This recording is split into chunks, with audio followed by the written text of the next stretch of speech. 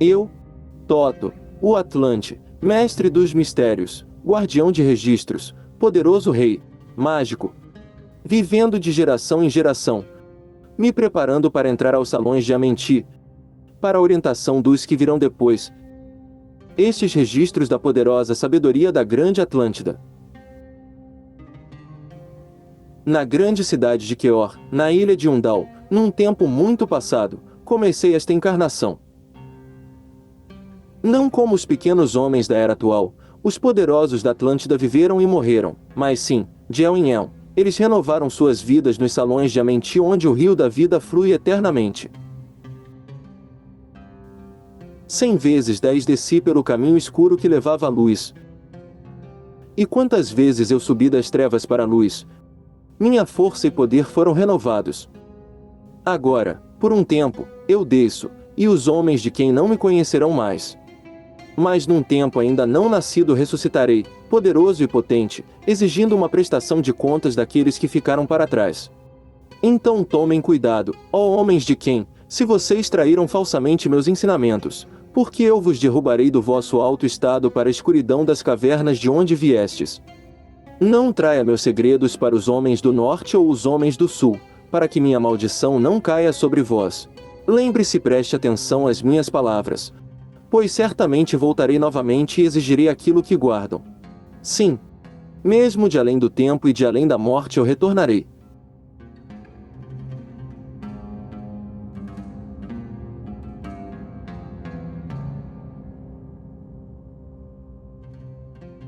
Vistos através de olhos alienígenas, os humanos podem parecer controversos, incompreensíveis, sem memória de longo prazo.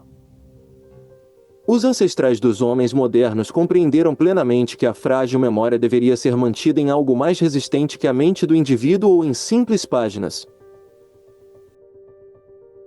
Conceitos de imortalidade, reencarnação e infinito em forte contraste com a dimensão humana foram provavelmente os pensamentos que os antigos egípcios dirigiram à imensidão da abóbada celeste enquanto olhavam para ela. Esses nossos ancestrais observaram o espaço e a natureza por milênios, amando tanto a vida e a realidade que queriam imprimir os conceitos na pedra numa metamorfose contínua de templos e histórias.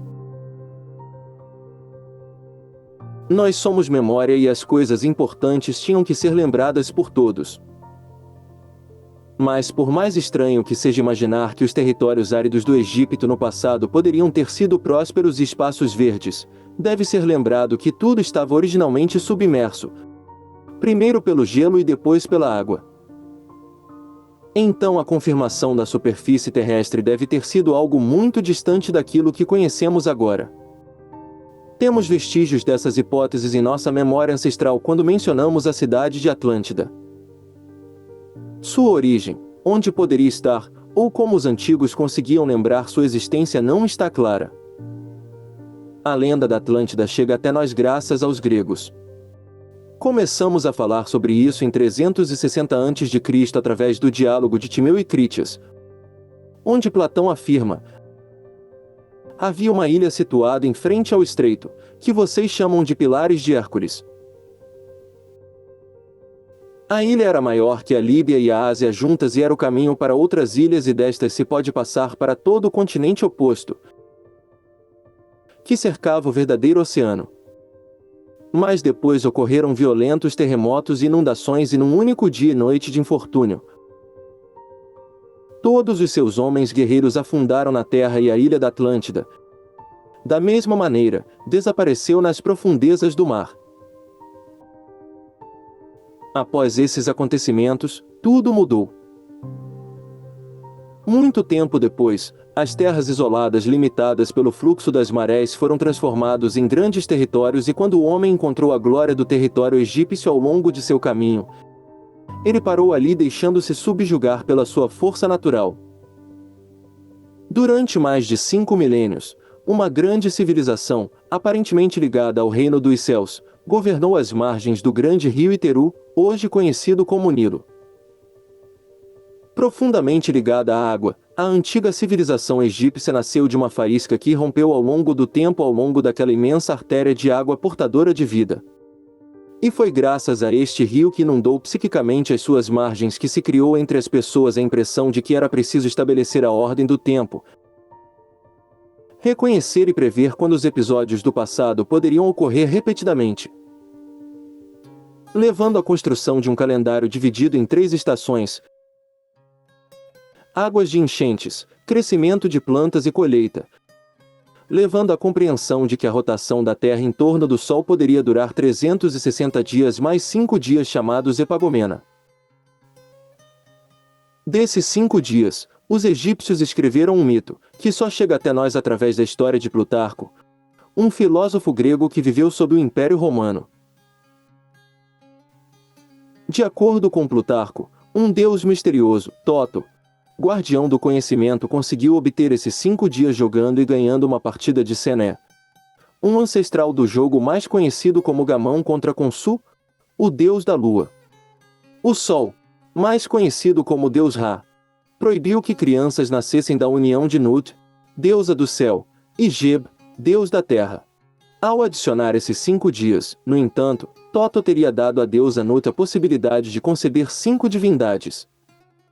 Osíris, o inventor da agricultura; Horus, símbolo de proteção e força; Sete, deus das tempestades, da desordem e do caos; Ísis, deusa da vida; e Neftis, deusa do submundo e protetor das múmias. Embora aos nossos olhos essas figuras pareçam apenas personagens de uma história mítica para adultos e crianças, muitas vezes representados por majestosos seres ao mesmo tempo aterrorizantes, foram fundamentais para a formação de novos conceitos e ideias. Na verdade, os deuses incluíram sintaticamente significados únicos com múltiplos significados, tornando-se o vínculo da civilização. Através e em torno deles a comunicação foi estabelecida. A evolução dos logos, o nascimento de diferentes arquétipos da qual a nossa própria civilização ao longo da história se inspirou profundamente. Mas o caminho para chegar lá estava longe de ser simples. No início, no mundo conhecido, existiam simples comunidades de nômades que vagavam por uma natureza hostil onde apenas vigorava a lei primordial do mais forte. Esses seres vivos, forçados a impor-se uns aos outros, procuravam perpetuar um ciclo de vida constante, não virando alimento para abutres ou qualquer outro predador. A natureza permaneceu hostil até que foi entendida como funcionava e que era preciso permanecer unidos para não desaparecer diante da sua força. Além dos mistérios naturais, foi necessário lembrar século após século, leis e normas. Homens e mulheres se uniram para derrotar o medo da solidão e da morte, encontrando uma terra prometida sob seus pés. Atravessado pelas fortes correntes que se dirigiam para o norte de um continente que se tornaria o berço da civilização humana ao longo dos milênios, o Egito tornou-se o lugar onde os homens decidiram estabelecer um princípio de civilização para misturar e discutir coisas. Mas não só para o povo, acima de tudo para aqueles cujo caminho foi escolhido para descrever o destino. Não esquecer que somos um coletivo. O longo processo de integração e riqueza territorial levou à assimilação dos territórios vizinhos e depois de civilizações distantes. Enquanto as areias âmbar fluíam incessantemente na ampulheta do tempo, os pequenos assentamentos tornaram-se aldeias. As aldeias, grandes cidades e posteriormente capitais de reinos foram erguidas através de longas lutas, guerras civis e acordos políticos transformaram, unificando-se em um estado unitário sob o domínio dos reis faraós, dando origem a uma sociedade rica em conhecimento, mas sobretudo em sistemas que foram úteis para controlar um império. Muitas vezes o Antigo Egito é associado apenas às pirâmides de Gizé. Muitas vezes esquecemos que, além destes impressionantes monumentos, que são apenas teoricamente fúnebres, este território ao longo do tempo nos deu muito mais através de seu alto nível de desenvolvimento, conhecimento e riqueza de competências de seu povo. Uma população tão antiga que nos deixa apenas uma ideia hipotética das suas origens, dado que se acredita que os egípcios tinham conhecimento e, em alguns casos, os descendentes diretos dos filhos da Atlântida. E aqui o Logos, A ligação sutil entre pensamento e palavra assumiu uma importância fundamental através da representação de figuras sagradas e o código linguístico. Ao longo da história egípcia, os escribas produziram um volume incrível de histórias, escritos matemáticos, manuais médicos, lendas e textos religiosos para a humanidade, que ainda hoje mais do que nunca, graças a novos estudos sobre a sua escrita, podem ser compreendidos e analisados, trazendo assim à luz as diferentes facetas do povo do rio Iteru. Levou 300 anos após a descoberta da Pedra de Roseta para poder traduzir estas notas antigas. O texto do artefato contém um decreto emitido pelos sacerdotes de Mênfis informando sobre a supressão de certos tipos de impostos e a construção de templos e estátuas dedicado ao faraó Ptolomeu V Epifânio. Foi originalmente escrito em 3 idiomas: hieróglifos egípcios, egípcio demótico e grego antigo. Este artefato, descoberto em 1799 por Pierre-François Bouchard, capitão na campanha egípcia de Napoleão Bonaparte, é apenas uma das manifestações de quão avançadas e qualificadas essas pessoas eram em termos de comunicação. A escrita tornou-se essencial para o fortalecimento do reino porque, como qualquer outra civilização majestosa do passado, os egípcios também basearam a sua sociedade e estrutura política sobre um pilar, a religião. O fulcro das atividades foi a religião politeísta egípcia formado pelos deuses na antiga língua Neteru, que simbolizava a multiplicidade e as forças contrastantes da vida, as funções da natureza através do qual a criação surgiu e é mantida. O sistema religioso era formado por um conglomerado de divindades antropomórficas e zoomórficas. Foram mais de 1.500 figuras divinas que se mostraram ao povo através da intermediação dos faraós, que se acredita possuírem habilidades divinas em virtude de suas posições de poder e controle. Em tudo isso, a filosofia teológica egípcia carregava em si um fundamento principal. Os deuses tiveram que ser apoiados através de rituais e oferendas para que pudessem manter o mato ou a ordem do cosmos e rejeitar o Sfet, o caos. Conceitos que também foram representados pelas respectivas figuras divinas. Para financiar este sistema, o Estado dedicou enormes recursos aos direitos religiosos, locais onde o culto poderia ser praticado para o enriquecimento do conhecimento, métodos eficazes destinados a fortalecer a união de grande glória.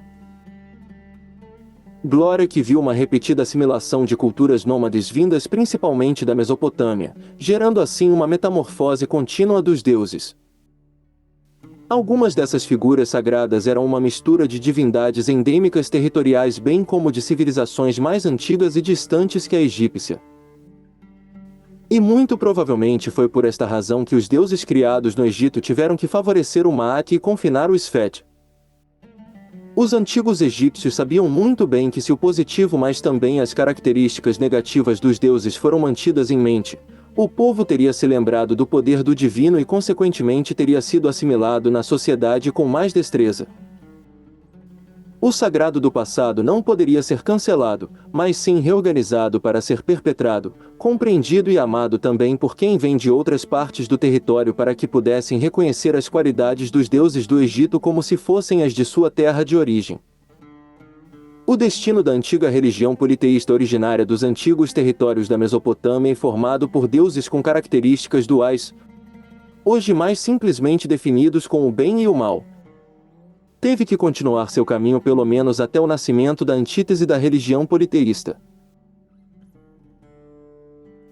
O nascimento do cristianismo monoteísta derivado da cultura judaica, onde os conceitos de bem e mal eram representados por figuras distintas e simples como anjos e demônios, figuras de um estereótipo conceitual profundo, uma fração do que cerca e compõe o indivíduo. Um exemplo claro desta assimilação é a figura de Ishtar, derivado da deusa homóloga Inanna, cujo nome carrega o significado Senhora do Céu ou Esplendor, e também conhecida pelo nome de Astarte pelos fenícios e cananeus. Inanna era a deusa suméria da fertilidade, da beleza e do amor, entendida como um elemento erótico em vez de figura conjugal, e também foi assimilado ao acadiano então deusa babilônica e assíria chamada Ishtar.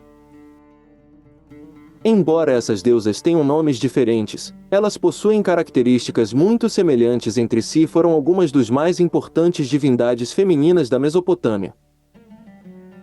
Elas, assim como todos os deuses egípcios, representavam tanto o positivo quanto o negativo com uma dupla faceta, amor e guerra.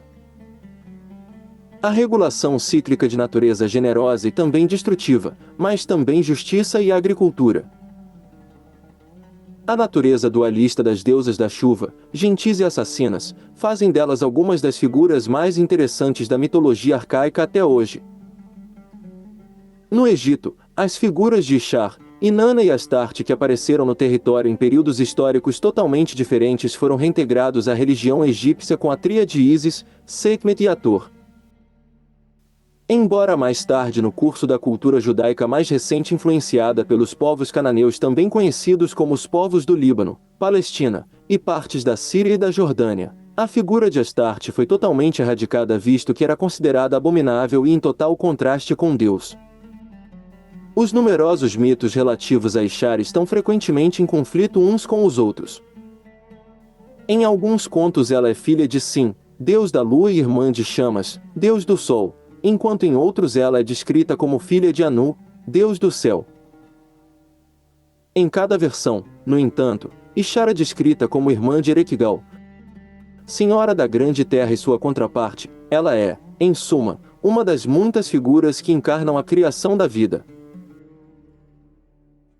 Em todas as histórias, porém, a associação da deusa com o planeta Vênus é mantida, o que a levou a ter o título da Senhora da Luz Resplandecente. A iconografia da deusa também está associada com a estrela de 8 pontas, um símbolo também encontrado na iconografia católica relacionado à Virgem Maria. O símbolo da estrela de 8 pontas evoca o fato que o planeta Vênus refaz as mesmas fases em correspondência com um ciclo terrestre de 80 anos, algo já amplamente conhecido pelos astrônomos e astrólogos sumérios. Esta é apenas uma das muitas demonstrações de quantos escritos e figuras religiosas sagradas durante o curso da memória humana pode ter sido alterada sob o pretexto do tempo, e é daqui que surge também outro detalhe. Entre os deuses de Quem ou o Antigo Egito, existe um dos mais reverenciados e retratado como uma testemunha da vida dos faraós, que nunca foi mencionado anteriormente ou descrito por outras culturas. Esta é a figura de Toto, guardião da sabedoria, magia, medição do tempo, matemática e geometria, protetor dos escribas, e aquele que trouxe o conhecimento da escrita aos mortais. Toto, entidade zoomórfica. Deus celestial que na arte era frequentemente representado com a cabeça de um íbis, provavelmente porque a curva do seu bico lembrava o segmento da lua crescente dos povos mesopotâmicos e que durante sua evolução primordial também foi retratado como um babuíno segurando uma lua crescente nas mãos. A escolha destas identificações foi provavelmente ditada pelo comportamento destes dois animais que apareceram ao olho humano como seres inteligentes, observadores metódicos e astutos.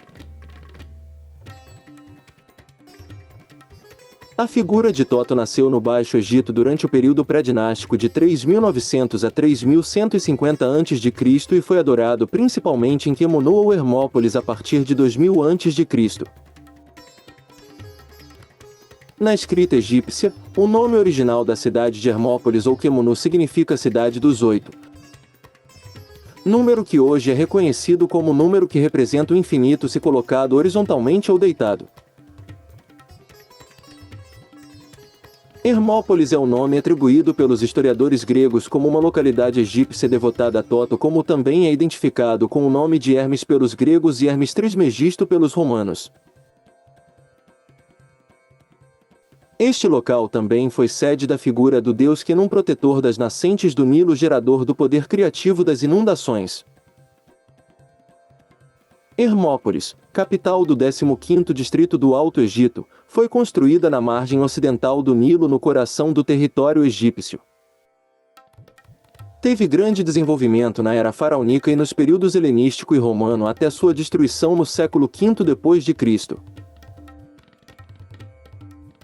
Aqui Toto assumiu um papel de grande importância e foi considerado uma das divindades criadoras do mundo, sendo associado ao símbolo do Sol morto, já que a própria lua raramente aparece na teologia egípcia. Provavelmente sagrada demais para ser retratada com seu código de referência direto com Su, enquanto a figura de Ra, deus do sol do meio-dia, e Atô, entendido como uma força geradora de vida criados através de seus raios dourados, são frequentemente retratados. Akhenaton e seu Inaton dizem algo surpreendente sobre esta figura, como se os egípcios tivessem entendido que a vida é possível em outros planetas graças ao poder de alguma estrela distante. Você se eleva em perfeição no horizonte do céu, vivendo Atom, que deu início à vida. Sempre que você sobe no horizonte oriental, você preenche todas as terras com sua perfeição. Você é atraente, grandioso, brilhante, acima de todas as terras. Hermópolis estava ligada aos antigos mitos egípcios da criação e às 8 divindades da Ogdoad, que dizem ter existido mesmo antes do nascimento do mundo. Vistos hoje, possuíam características bastante estranhas e tinham a função de personificar as forças primitivas do caos chamadas Re, que possuíam forças precisas, iguais e opostas, mas que estavam harmoniosamente unidos.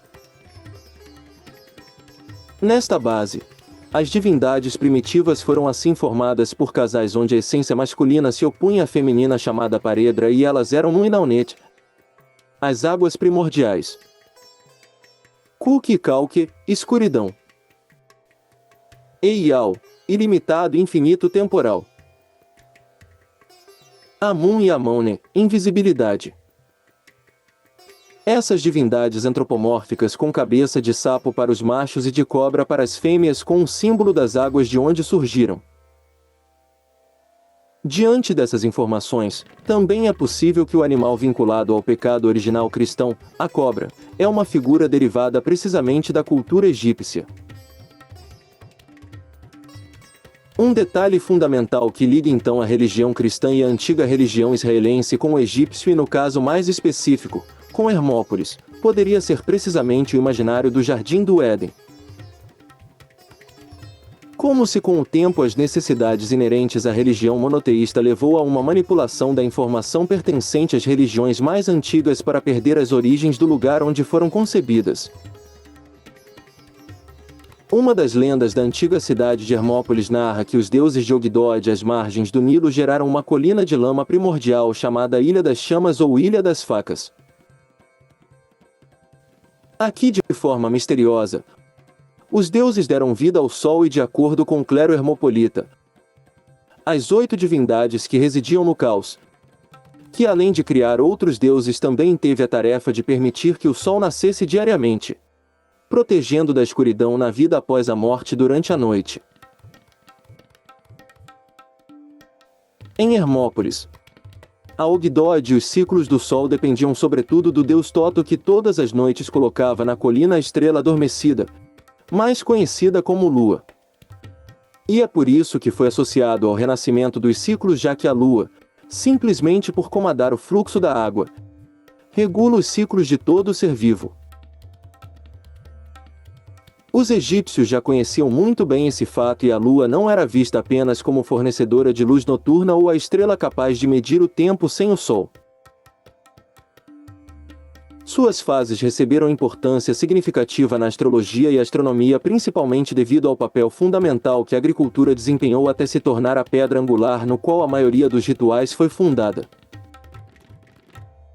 Assim, com o tempo, Toto tornou-se não apenas o porta-voz do renascimento, mas também da imortalidade, representando em detalhes uma espécie de pré-absoluto, 1.0 de onde tudo começou, um ser celestial que muda de forma capaz de reencarnar, viajar pelo espaço e derrotar o poder do tempo.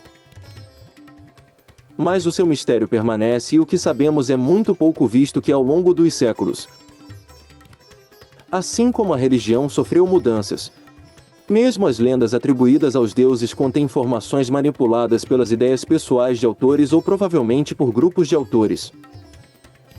Há também o papel fundamental da semântica. As palavras assumem significados diferentes, mais ou menos importantes dependendo da língua em que são pronunciadas, e esses significados podem ser entendidos de forma diferente de pessoa para pessoa. Nos últimos séculos, houve diversas tentativas de trazer à luz a verdade sobre a história de Deus, a ponto de atribuir poderes esotéricos ocultos à sua figura e desenvolvendo um número infinito de teorias. A multidão de escritos nos faz perder qualquer confirmação plausível a tal ponto que determinar o que é verdade e o que não é se torna muito difícil. Partindo de um dos textos mais recentes escritos por Maurice Doreal em 1930, fica claro que a fusão entre a evolução do conhecimento histórico e a mitologia do passado deu origem a uma das maiores versões espirituais a respeito de Deus.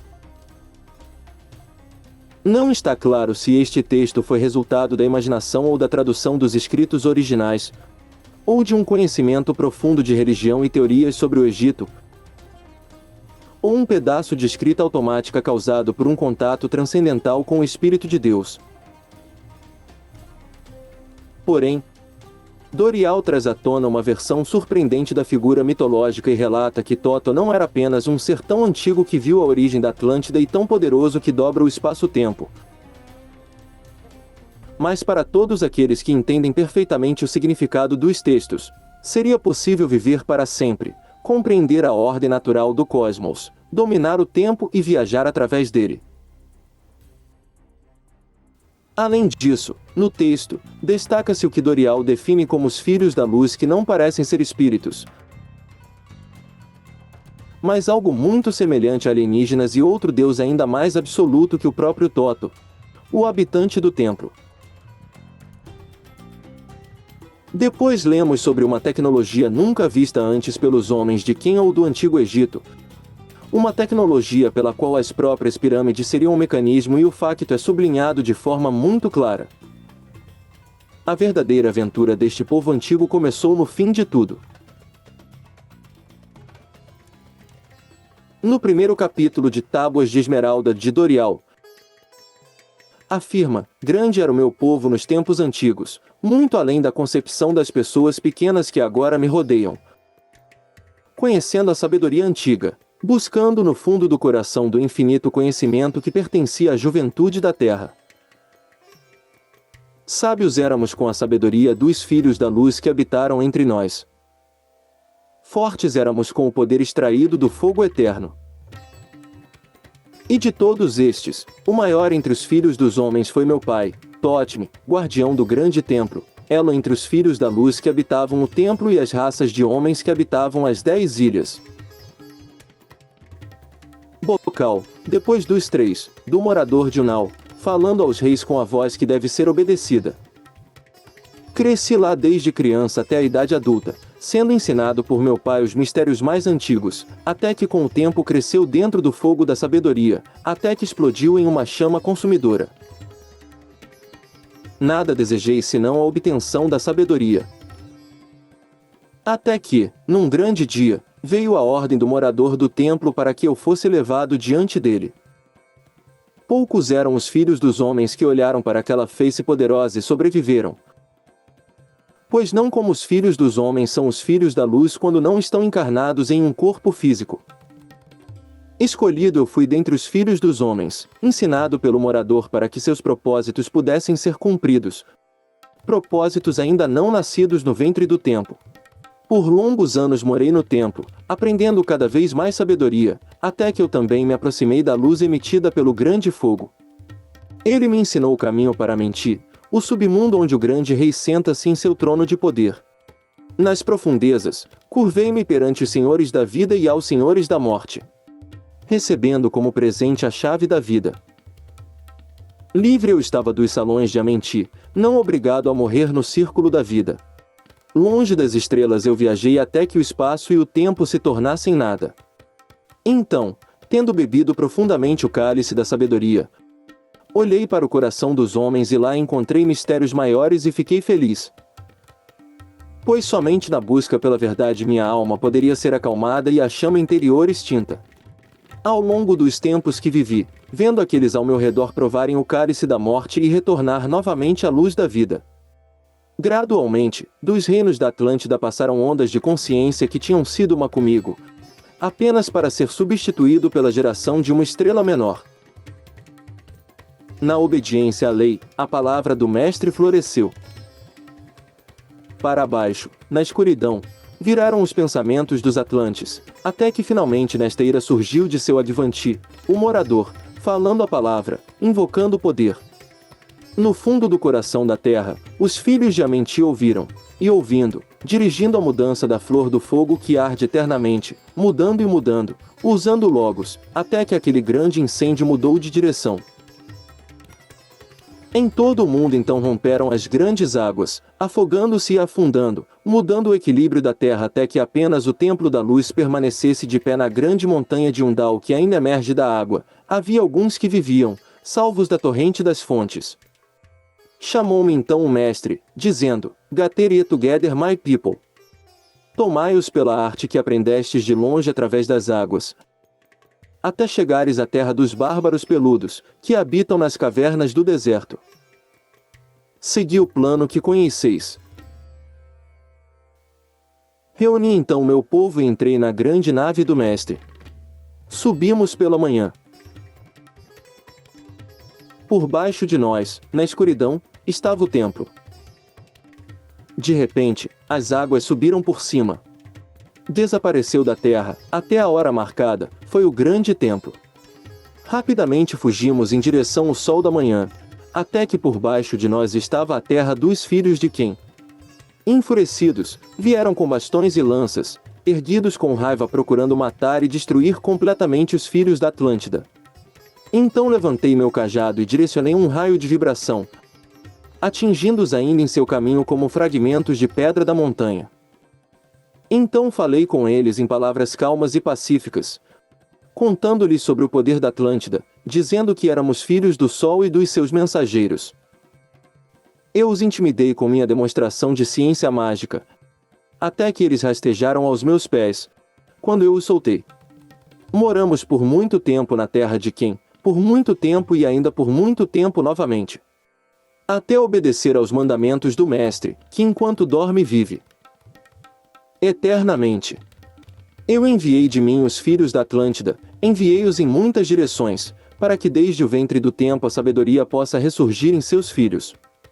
Por muito tempo morei na terra de Quem, fazendo grandes obras pela sabedoria dentro de mim. Cresceu para a luz do conhecimento os filhos de Quem, regados pelas chuvas da minha sabedoria. Abri então um caminho para mentir para que eu pudesse reter meus poderes, vivendo de Eren como um sol da Atlântida, mantendo a sabedoria, preservando os registros. Grandes são os filhos de Quem, conquistando as pessoas ao seu redor, crescendo lentamente para cima na força da alma. Agora, por um tempo, saio do meio deles para os escuros salões de Amenti, nas profundezas dos salões da terra, diante dos senhores dos poderes, cara a cara mais uma vez com o morador. Elevei-me bem acima da entrada, uma porta, um portal que levava a Amenti. Poucos haveriam com coragem para ousar, poucos passariam pelo portal para o escuro Amenti. Elevado sobre a passagem, eu, poderosa pirâmide, usando o poder que supera a força terrestre. Lugar profundo e ainda mais profundo, uma casa de força ou câmara, dele esculpi uma passagem circular que chegava quase ao grande cume. Lá no ápice, coloquei o cristal, enviando o raio para o tempo-espaço, extraindo a força do éter, concentrando-se no portal para Amenti. Outras câmaras eu construí e deixei vazias ao que parece, mas escondidas dentro delas estão as chaves de Amenti. Aquele que corajosamente desafiar os reinos sombrios, deixe-o ser purificado primeiro por um longo jejum. Deite-se no sarcófago de pedra em meu quarto. Então, revelar-lhe-ei os grandes mistérios. Em breve ele seguirá para onde eu o encontrarei. Mesmo na escuridão da terra eu o encontrarei, eu, Toto, Senhor da Sabedoria, encontro-o e seguro e hábito com ele sempre. Construí a grande pirâmide, modelada segundo a pirâmide da força terrestre, quem manda eternamente para que também possa permanecer através dos tempos. Nele construí meu conhecimento de magia ciência para que eu possa estar aqui quando voltar de Amenti. Sim, enquanto durmo nos salões de Amenti, minha alma vagueia pelo livre-arbítrio encarnado, habita entre os homens desta ou de outra forma. Emissário na terra sou eu do morador, cumprindo seus comandos para que os homens possam ser elevados. Agora retorno aos salões de Amenti, deixando para trás um pouco da minha sabedoria. Preservai e guardai o comando do morador. Levante sempre os olhos em direção à luz. Certamente com o tempo vocês serão um com o mestre, certamente por direito. Vocês serão um com o mestre, certamente por direito, mas somos um com todos. Agora, eu me afasto de vós. Conheça meus mandamentos, guarde-os e seja-os, e estarei com vós, ajudando e guiando para a luz. Agora diante de mim abre o portal. Deixo na escuridão da noite. Maurice Dorial foi o nome adotado por Claude Doggins como chefe da Irmandade do Templo Branco, uma irmandade ocultista com sede em Sedalia, Colorado. O escritor nasceu em Sulphur Springs, Oklahoma. Ainda jovem ele se apaixonou por Tarzan e logo ampliou seu interesse pela literatura de fantasia e ficção científica em geral. Desde criança sua biblioteca contava com milhares de títulos sobre o assunto e posteriormente sua curiosidade também se estendeu aos temas do ocultismo. Ele alegou ter passado 8 anos no Tibete imediatamente após servir seu país na Primeira Guerra Mundial. E também afirmou ter visitado o Centro Ocultista do Monte Shasta, no norte da Califórnia.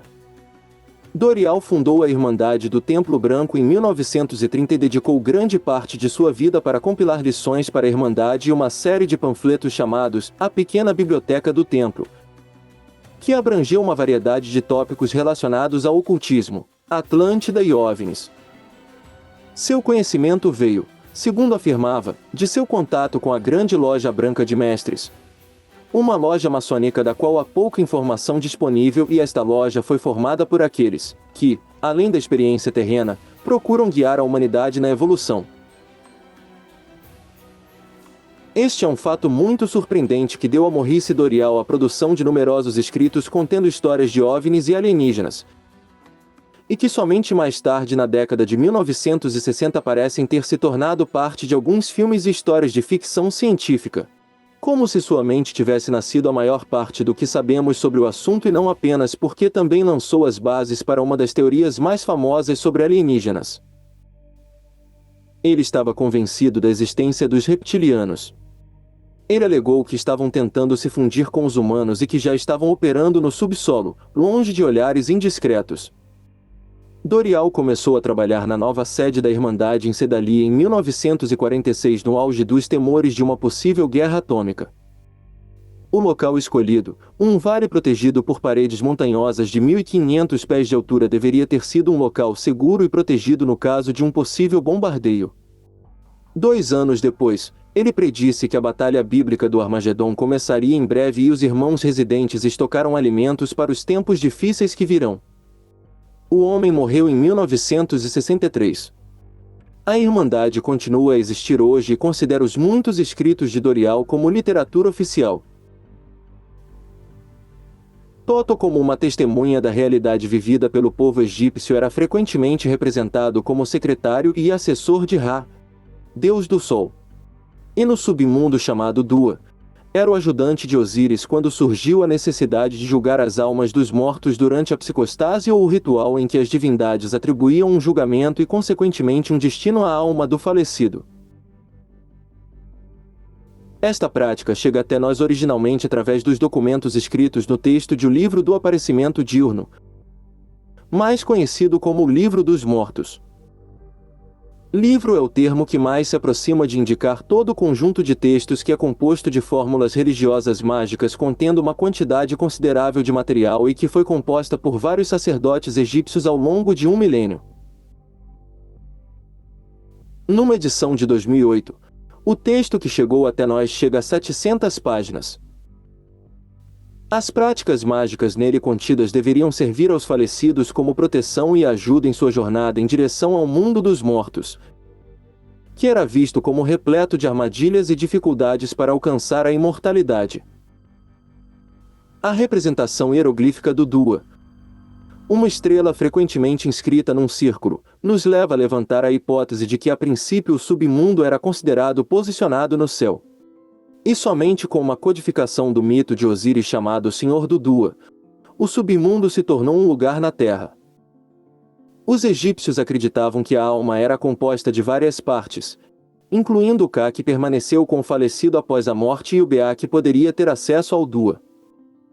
O Ba é representado como uma cabeça humana azul ou como um pássaro, a cegonha preta com rosto humano.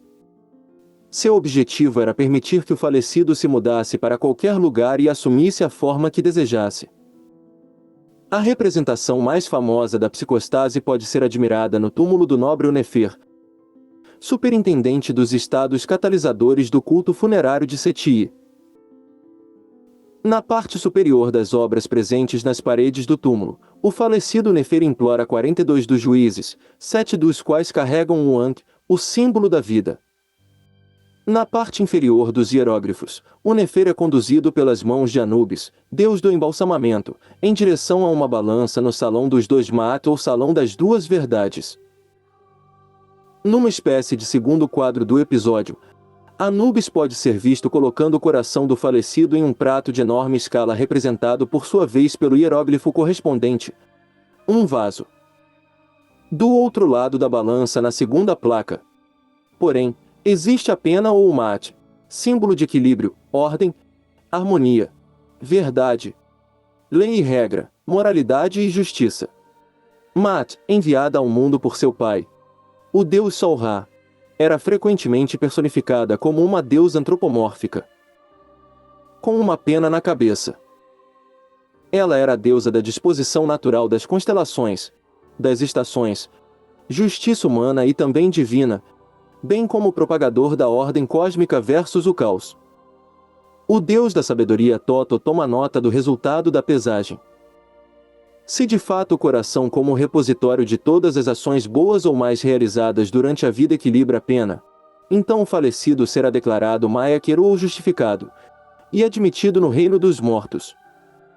Caso contrário, o coração do falecido teria sido dado a Mit ou aquela que engole o falecido representado por um monstro ao pé da balança, que é representado de forma polimórfica pelos animais mais perigosos do Egito, o crocodilo, o leão e o hipopótamo. O penúltimo quadro mostra Horus apresentando Nefer pronto para ser aceito no reino dos mortos por Osíris, que está entronizado na extrema direita da pintura, sob um dossel e colocado sobre uma espécie de jangada. Sob a jangada há muitas linhas onduladas representando a água ou o oceano das águas primordiais, a freira de onde emerge o monte primordial e que personifica a ilha das chamas, do qual, por sua vez, surgirá o lótus egípcio. Do lótus egípcio, emblema do renascimento por sua característica de fechar sua corola afundando na água à noite e ressurgindo ao amanhecer, abrindo-o e direcionando-o para a luz solar. Por sua vez, nascem os 4 filhos de Horus. Do Amutef com cabeça de chacal, Ap com cabeça de macaco, Inset com cabeça humana e Quebesenuef com cabeça de falcão. Os protetores dos órgãos retirados do falecido e contidos nos potes canópicos. A presença de um conjunto de escalas ligadas ao conceito de avaliação da verdade justificaria o facto de este mesmo símbolo ter sido escolhido ainda hoje para indicar a imparcialidade da justiça. Durante a última metade do século V a.C., o faraó Psamético III foi derrotado em batalha pelo rei Cambises II da Pérsia. Cambises II foi coroado faraó com o nome real de Mesutre, iniciando assim a primeira dominação persa do Egito. Assim, juntamente com a ilha de Chipre e as terras da Fenícia, o Egito formou a sexta satrapia ou província do Império Persa chamada Aquemênida. Durante o século de dominação persa, o Egito foi catapultado para uma nova realidade que já não o posicionava como centro de poder independente, mas como uma província de um território geograficamente vasto e militarmente poderoso onde, no entanto, a figura do faraó persistiu, encarnado desta vez pelos imperadores persas. Eles não residiam mais ao longo do Nilo ou na capital Mênfis, mas nas cidades persas da Babilônia, Pasárgada, Ecbátana, Susa e Persépolis. Neste longo período, a sociedade mudou ao ceder e incorporar a cultura aquemênida. Porém, a religião permaneceu ancorada nos credos antigos e assim a figura do deus Toto também foi preservada. A dominação persa terminou então com a chegada de uma figura que ligará para sempre a sua fama do Egito, Alexandre, o Grande. Sua breve estada na terra do Nilo trará uma série de transformações ao país. Não menos importante, a afirmação da dinastia faraônica ptolomaica de origem macedônia, que se instalou na cidade de Alexandria, fundada pelo próprio conquistador. Ele estabeleceu o Egito numa realidade complexa. Ao lado do modelo faraônico, afirmou-se o helenismo que transformaria Alexandria em um dos principais centros culturais do Mediterrâneo. Os gregos ficaram impressionados com uma civilização tão complexa que demonstrou seu nível de desenvolvimento através da arte, arquitetura e conhecimento. Assim, nasceu um fascínio nos pensadores gregos, que ao longo do tempo levou à assimilação de alguns aspectos culturais, e em particular, aspectos religiosos. Assim, Toto tornou-se Hermes, também chamado de Hermes Trismegisto. Para os gregos, Hermes era filho de Zeus e da Pleiade Maia.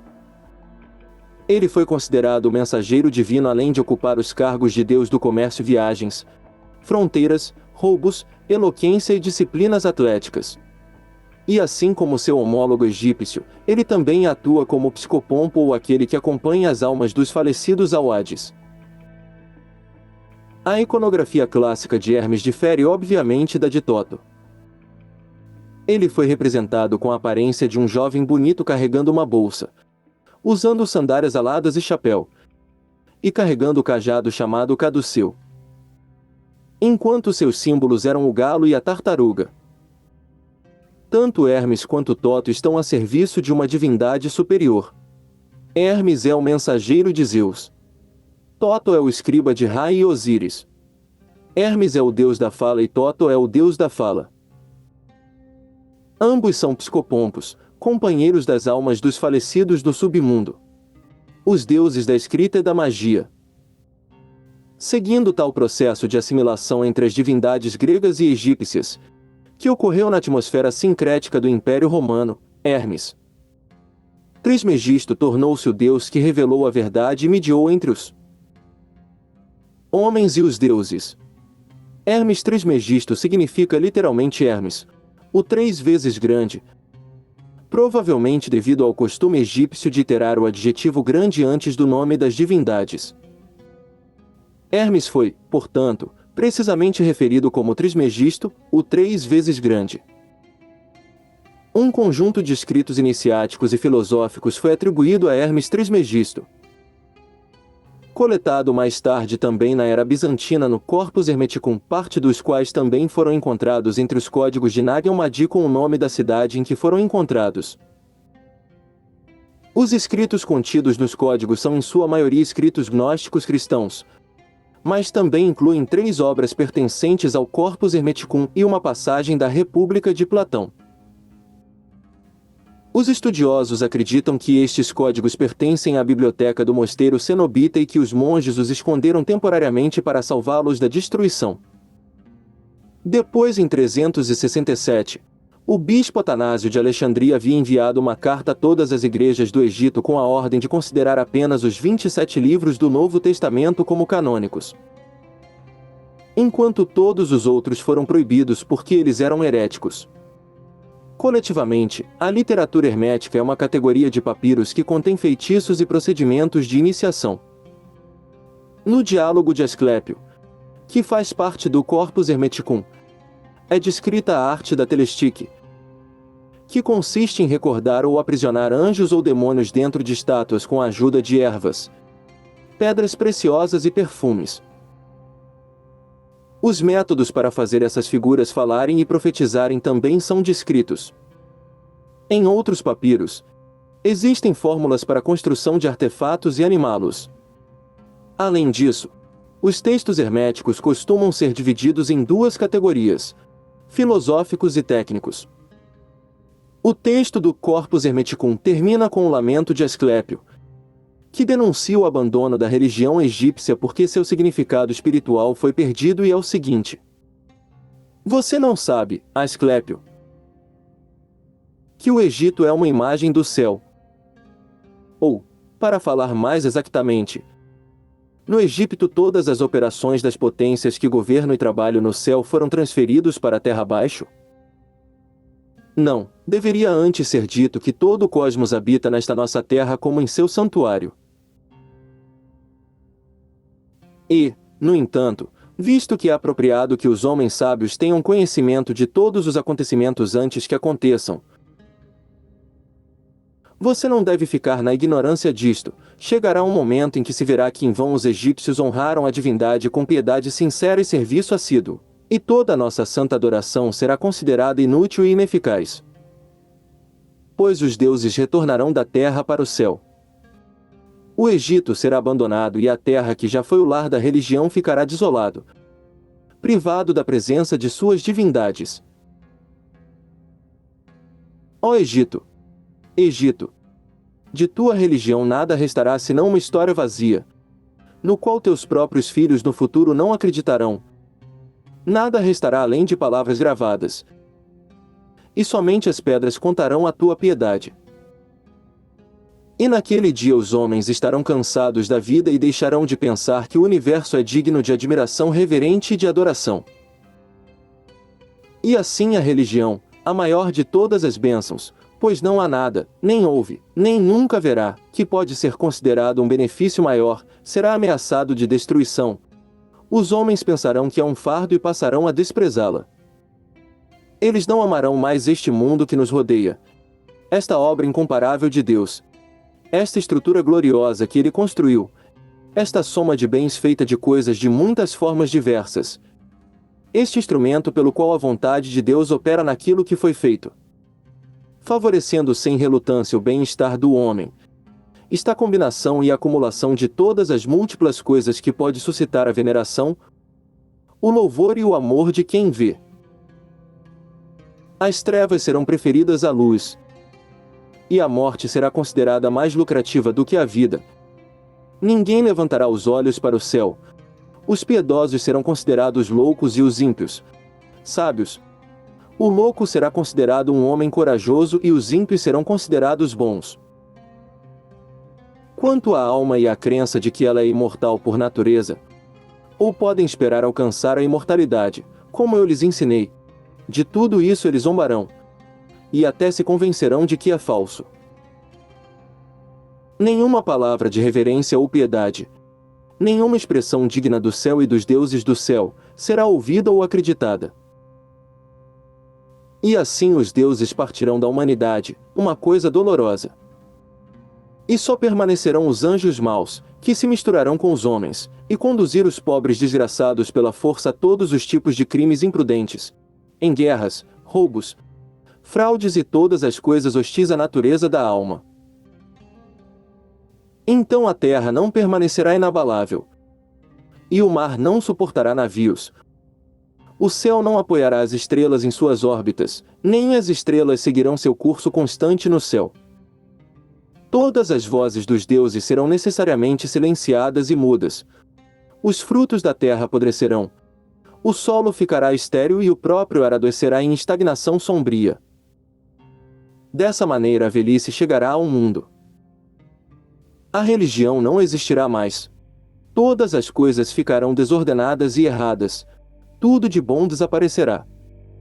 Mas quando tudo isso acontecer, Asclépio, então o Mestre e Pai, Deus, o primeiro antes de todos, o Criador daquele Deus que primeiro veio a existir, olhará para aquilo que aconteceu, e deterá a desordem pela ação contrária de sua vontade, que é o bem.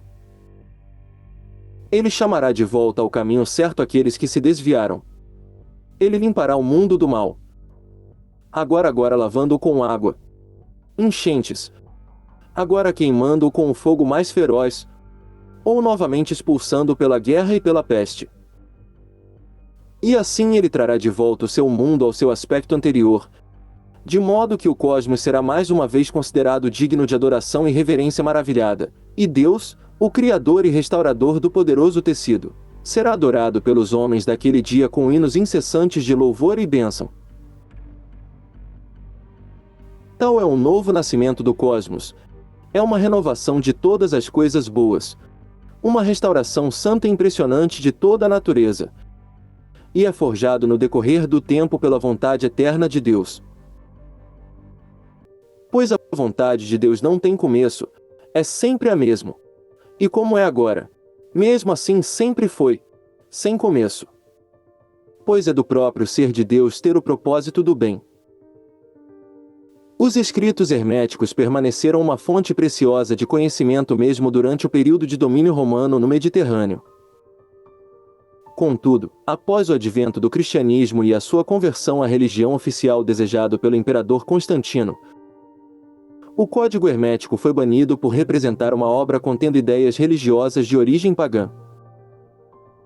Após a queda do Império Romano Ocidental, passaram-se quase 1000 anos em que na Europa Ocidental os vestígios do código foram aparentemente perdidos. Enquanto em Constantinopla e no Oriente Médio ainda havia pesquisas sobre esses escritos sagrados que os filósofos também chamaram de Livro de Toto. Foi apenas durante o século XV que estudiosos e filósofos na Itália entraram em contato com obras antigas de Constantinopla, que acabava de cair nas mãos dos otomanos, que o interesse pela cultura antiga foi despertado pela primeira vez. Assim começou o Renascimento. Em 1453, durante uma viagem à Macedônia via Constantinopla, o monge italiano Leonardo da Pistoia descobriu 14 livros originais pertencentes a Miguel Psellos de uma obra que remonta ao século XI. Escrita em grego para Hermes Trismegisto e intitulado De Hermetica, e mais tarde conhecido como Corpus Hermeticum. Retornando a Florença, o monge Leonardo entregou o Corpus Hermeticum a Cosimo de Médici que, o mais tardar em 1463, encarregou Marcílio Ficino de traduzi-lo do grego para o latim. O Corpus Hermeticum posteriormente representou a fonte de inspiração para o Renascimento, pensamento hermético e neoplatônico. Mas a jornada desses escritos até chegar até nós foi árdua. Na verdade, a obra do Corpus Hermeticum, por sua vez, pareceria derivar da Hermética, uma vasta coleção de obras contendo traduções de uma infinidade de textos do Oriente Médio e do latim, que podem variar amplamente em conteúdo e escopo. Embora geralmente sejam divididos em duas categorias principais: a hermética técnica e a filosófica religiosa. A categoria técnica da hermética inclui uma grande variedade de tratados sobre astrologia, medicina ou farmacologia, alquimia e magia. Os mais antigos foram escritos em grego e podem datar do segundo ou terceiro século antes de Cristo. Muitos dos escritos pertencentes a esta categoria foram posteriormente traduzidos para o árabe e o latim, muitas vezes extensivamente revisado e expandido ao longo dos séculos. Outros foram originalmente escritos em árabe e em alguns casos a primeira cópia original foi perdida. Os escritos também foram amplamente copiados durante a Idade Média. Destes escritos da Hermética, as Tábuas de Esmeralda são as mais conhecidas. O texto que se tornou popular entre os ocultistas e esotéricos dos séculos XIX e XX deu origem à expressão "como em cima, assim embaixo". Aqui também o autor é identificado como Hermes Trismegisto e como a maioria das outras obras atribuídas a ele é muito difícil datar com precisão. A fonte mais antiga conhecida do texto das Tábuas de Esmeralda é O Segredo da Criação e da Arte da Natureza, também conhecido como o Livro das Causas, uma obra enciclopédica sobre filosofia natural erroneamente atribuída a Apolônio de Tiana. Este livro foi compilado em árabe no final do século VIII ou início do IX. Mas provavelmente foi baseado em fontes muito mais antigas gregas e ou siríacas. As tábuas de esmeralda também foram traduzidas para o latim no século XII por Hugo de Santalla como parte de sua tradução do Livro das Causas. E novamente, retraduzido para o latim e inserido na tradução do século XIII do Secretum Secretorum, também derivado de uma antiga obra árabe. No entanto, a tradução latina das tábuas de esmeralda, que formaram a base principal para todas as versões subsequentes, originalmente fazia parte de uma coleção anônima de comentários alquímicos, que também foram chamadas de Liber Hermetis de alquimia. No quadro narrativo do Livro das Causas, Balinus ou Apolônio de Tiana conta a seus leitores que descobriu o texto em um cofre sob uma estátua de Hermes em Tiana, e que dentro do cofre ele encontrou um velho cadáver colocado em um trono dourado segurando as tábuas de esmeralda em suas mãos. Parte do texto do Livro das Causas, traduzido dos Estados Árabes. Sem dúvida, é verdade. A parte de cima é de baixo e a parte de baixo é de cima. Ele operou milagres a partir de um. Como todas as coisas eram a partir de um arranjo, uma por uma. Seu pai é o sol, sua mãe é a lua. O vento o carregou em seu ventre, a terra o alimentou. Abu Talismã, tesoureiro de maravilhas, cheio de poderes. O fogo se tornou terra. Ele separa a terra de cima para baixo. Assim como ele tem a luz das luzes, a escuridão lhe escapa. Poder dos poderes. Ele vai além de tudo que é gentil. Ele entra em tudo que é claro. Na formação do mundo maior, o trabalho foi formado. Esta é minha honra e por esta razão, chamei Hermes de Triângulo da Sabedoria. As tábuas de esmeralda traduzidas para o latim por Hugo Santalla afirmam: é verdade, sem mentira, certo e muito verdadeiro que o que está embaixo é como o que está em cima, e o que está em cima é como o que está embaixo, para realizar o milagre da coisa única. E como todas as coisas são e vêm de alguém através da meditação de um, então todas as coisas nascem desta coisa por adaptação. O sol é seu pai. A lua é sua mãe. O vento carregou em seu ventre. A terra é sua enfermeira.